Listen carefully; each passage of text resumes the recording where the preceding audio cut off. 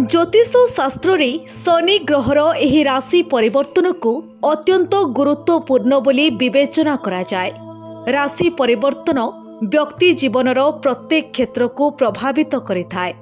ग्रहंक राशि परिवर्तन फल बेले बेले भाग्य खोली जाए तो केते बेले जीवन दुर्विसह हो जाए।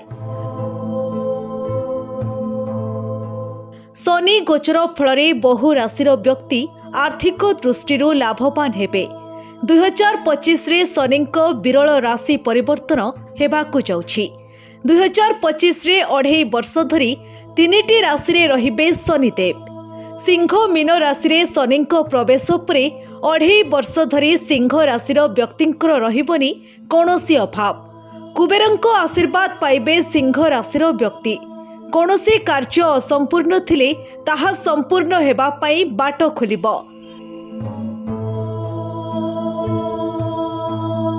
ज्योतिष शास्त्र अनुसार 2025 रे मीन राशि रे प्रवेश करिबे शनि। आउ एहा परे 2.5 वर्ष धरी मीन राशि रे चलप्रचल करिबे। 2027 जून 3 तारिख पर्यंत मीन राशि रे रहिबे शनिदेव, जहा फल 3 राशि बदलिबो भाग्य। कुबेरंक आशीर्वाद पाइबे एही 3 राशि।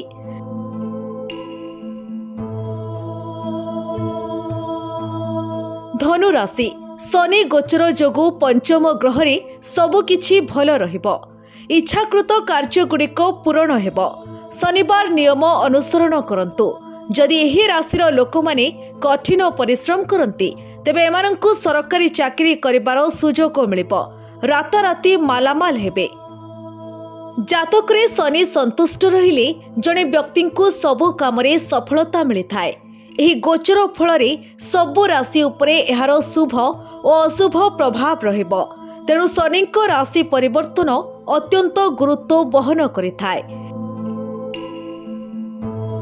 जो राशि रे शनि प्रवेश करंती सेथिरे उभय शुभ और अशुभ फल देखिबाकु मिलिथाए।